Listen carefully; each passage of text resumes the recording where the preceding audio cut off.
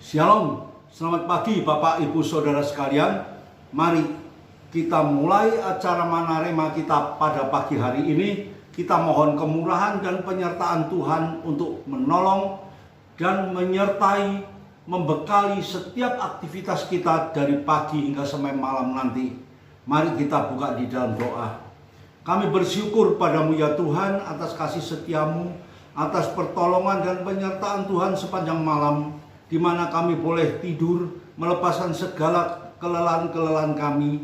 Pagi ini kami boleh kembali bangun. Mari Tuhan bekali kami dengan kebenaran firman-Mu sebelum kami memulai semua aktivitas kami pagi hingga sampai malam nanti. Kami mohon bekal kebenaran firman-Mu ada di dalam sepanjang kehidupan kami, menyertai setiap langkah hidup ini, aktivitas ini pagi hingga sampai malam nanti. Terima kasih Bapa di surga. Di dalam nama Tuhan Yesus kami sudah berdoa dan mengucap syukur. Haleluya. Amin. Puji Tuhan Bapak Ibu Saudara sekalian. Jikalau pada pagi hari ini Tuhan masih berikan kesempatan kepada kita untuk kita boleh menikmati hidup, untuk kita boleh belajar tentang kebenaran firman Tuhan. Untuk itu mari kita manfaatkan kesempatan yang indah yang masih Tuhan berikan ini, hanya untuk mendengar, menerima, dan bahkan kami mampu untuk melakukan kebenaran firman Tuhan di sepanjang hidup kami ini. Firman Tuhan pada pagi hari ini dengan judul gelisah. Ya, apa itu gelisah? Kegelisahan seringkali menimpa di dalam kehidupan kita. Di dalam kehidupan kita pada akhir zaman ini, banyak hal-hal yang di luar dugaan kita terjadi di dalam hidup ini. Bahkan di sepanjang aktivitas kita, pagi hingga sampai malam nanti, kemungkinan banyak hal yang terjadi yang cukup menggelisahkan di dalam kehidupan ini. Bapak Ibu Saudara sekalian, firman Tuhan pada pagi hari ini akan berbicara bagaimana kita bisa mengatasi kegelisahan yang terjadi dalam hidup ini. Mari kita baca di dalam Daniel pasal yang kedua ayat yang pertama. Mimpi Nebukadnezar. Pada tahun yang kedua pemerintahan Nebukadnezar, bermimpilah Nebukadnezar, karena itu hatinya gelisah dan ia tidak dapat tidur. Nebukadnezar adalah seorang raja, ya, yang tidak kekurangan segala sesuatu di dalam kehidupannya. Namun di sini dituliskan, Nebukadnezar mengalami satu kegelisahan di dalam hatinya, sampai-sampai ia tidak bisa tidur. Orang yang menghadapi satu kegelisahan di dalam hidupnya, segala sesuatu yang dikerjakan adalah dia merasa tidak tenang. Tidak ada sesuatu yang benar karena ada kelemahan di dalam kehidupannya. Di sini dikatakan Nebukadnezar tidak dapat menikmati hidup penuh dengan ketenangan karena hatinya gelisah dan tidak dapat tidur. Mengapa? Ketika Raja Nebukadnezar mendapat satu mimpi, dia merasa bahwa mimpi ini merupakan satu malapetaka. Kemudian dia ingin membukakan tentang mimpi ini, namun tak seorang pun yang dapat memberikan penjelasan dan pengertian tentang mimpi yang dihadapi Raja Nebukadnezar ini. Dia memanggil beberapa orang, ya, dukun, orang pandai, orang-orang yang biasa bisa membukakan satu mimpi-mimpi, namun dia tidak menemukan jalan.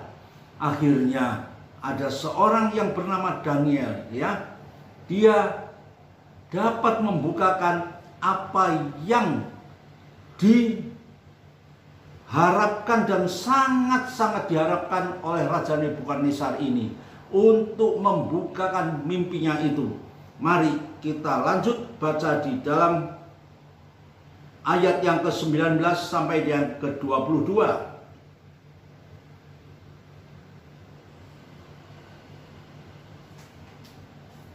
Daniel pasal yang kedua ayat yang ke-19 sampai dengan yang ke-22 demikian bunyinya. Maka rahasia itu disingkapkan kepada Daniel dalam suatu penglihatan malam. Lalu Daniel memuji Allah semesta alam.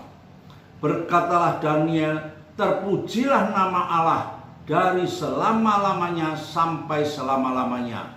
Sebab daripada dialah hikmat dan kekuatan. Dia mengubah saat dan waktu. Dia memecat raja dan mengangkat raja.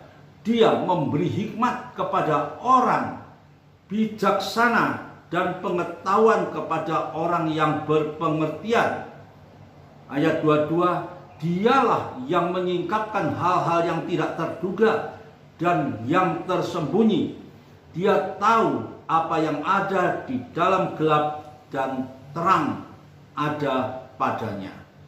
Di sini kita dapat melihat bagaimana Daniel itu dapat mengungkapkan semua mimpi yang sudah sangat meresahkan yang dialami oleh Raja Nebukadnezar. Di dalam firman Tuhan jelas kita dapat menangkap bahwa hanya Tuhanlah yang mampu memberikan hikmat untuk membuka segala rahasia-rahasia yang dialami oleh Raja Nebukadnezar lewat Daniel. Ya, di sini dikatakan lewat Daniel terungkaplah mimpi-mimpi Raja Nebukadnezar. Lalu apa? Firman Tuhan mengatakan, lalu Daniel memuji Allah semesta langit.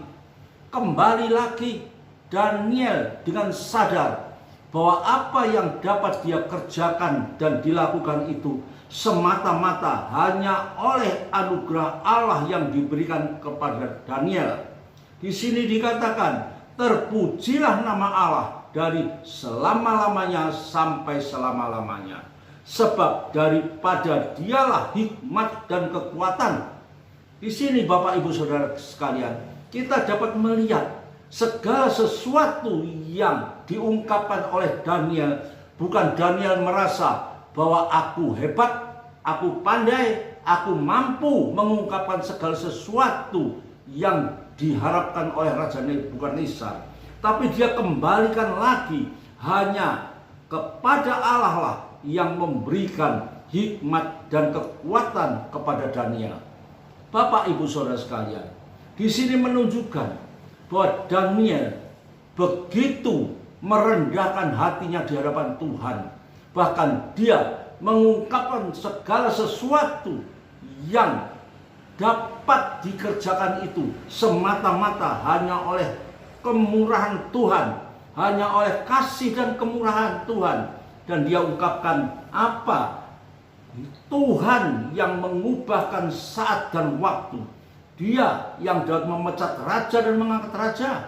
Tuhan memberi hikmat kepada orang bijaksana dan pengetahuan kepada orang yang berpengertian.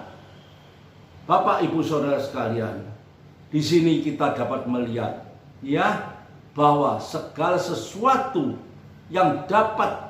yang diperoleh oleh Daniel tentang pengungkapan mimpi daripada Raja Nebukadnezar itu semata-mata hanya oleh hikmat Tuhan, hanya oleh kebijakan dan pengetahuan yang Tuhan berikan kepada orang-orang yang berpengertian. Dia yang menyingkapkan hal-hal yang tidak terduga, segala sesuatu yang tidak mungkin ya bagi kita, yang dunia katakan tidak mungkin, bagi Allah tidak ada yang tidak mungkin. Di sini dikatakan dia yang menyingkapkan hal-hal yang tidak terduga dan yang tersembunyi. Dia tahu apa yang ada di dalam gelap dan terang ada padanya. Terang itu selalu ada di dalam kehendak Allah. Terang itu hanya ada di dalam hikmat Allah. Di sini kita bisa melihat Bapak Ibu Saudara sekalian, bagi kehidupan kita secara pribadi, hidup pada akhir zaman ini yang penuh dengan segala tantangan, yang penuh dengan segala masalah yang dapat menggoncangkan hati dan pikiran kita, sehingga kita mengalami kegelisahan. Bahkan jikalau kegelisahan itu berlarut-larut terjadi dalam kehidupan kita, dapat menjatuhkan iman percaya kita, melemahkan iman percaya kita, sehingga kita sulit lagi untuk bisa nangkap percaya kita kepada Tuhan dengan sepenuh hati kita. Kita akan menjadi bimbang, gelisah, terus-menerus terjadi dalam kehidupan kita. Akhirnya kita hidup seakan-akan tidak memiliki satu arah. Hidup tidak terarah. Hidup kita menjadi lemah. Kita akan menjadi manusia yang selalu tidak memiliki pandangan dan harapan ke depan. Bahkan hidup kita akan menjadi loyo, tidak dapat berbuat apa-apa. Namun pada pagi hari ini, firman Tuhan mengingatkan kepada kita, ya, agar kita jangan sampai mengalami kegelisahan di dalam kehidupan kita.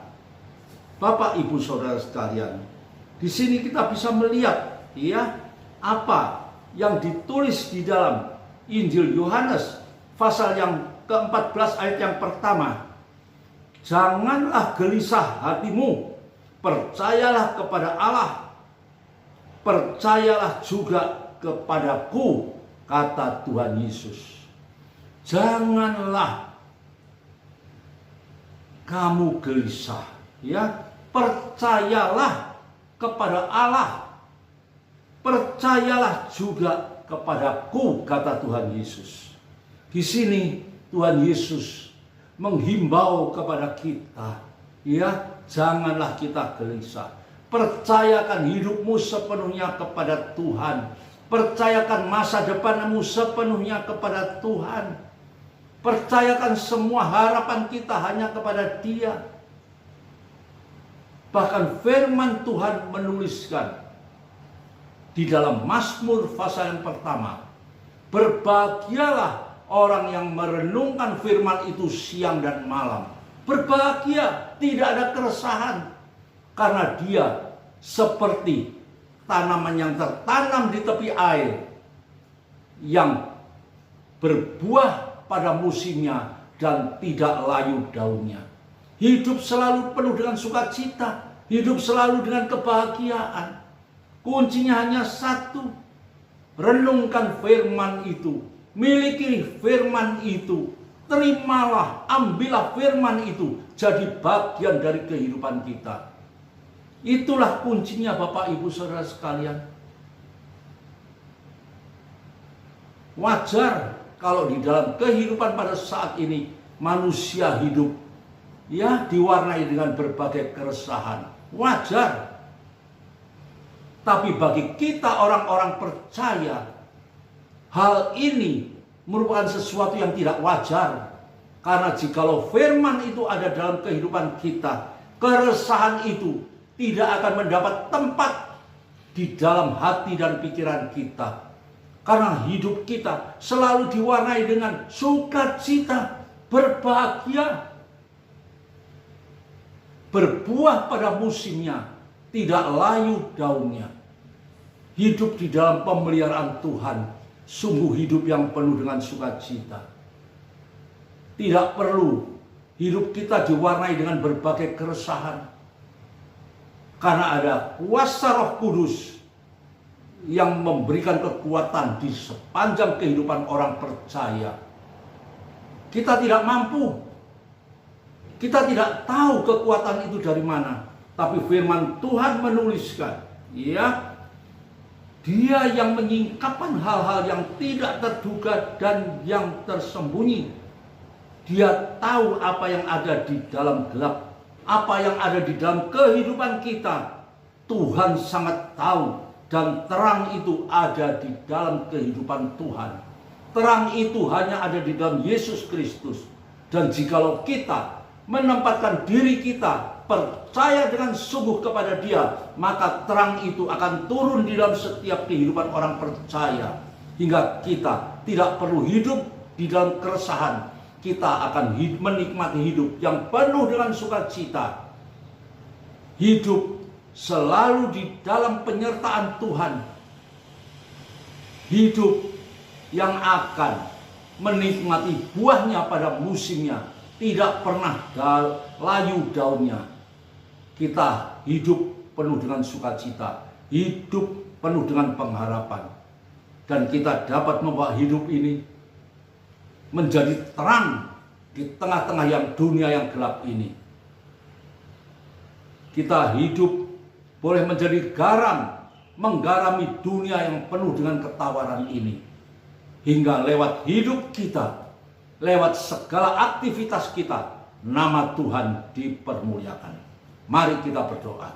Terima kasih Bapa di surga, terima kasih buat kasih setiamu, terima kasih buat firman-Mu pada pagi hari ini, yang sanggup memberi kekuatan, memberikan pengharapan, membangunkan iman percaya kita kembali, agar kita boleh tetap menaruh hidup kita dengan penuh percaya kepadamu, karena Engkaulah sumber kekuatan kami, hingga kami tidak perlu hidup di dalam keresahan sebagaimana dunia mengalami pada saat ini. Tapi kami sebagai anak-anak-Mu, kami boleh hidup selalu dalam sukacita, hidup berbuah, hidup penuh sukacita. Firman itu hidup di dalam kehidupan kita, dan nama Tuhan dipermuliakan. Terima kasih Bapa di surga. Dalam nama Tuhan Yesus kami sudah berdoa dan mengucap syukur. Haleluya. Amin.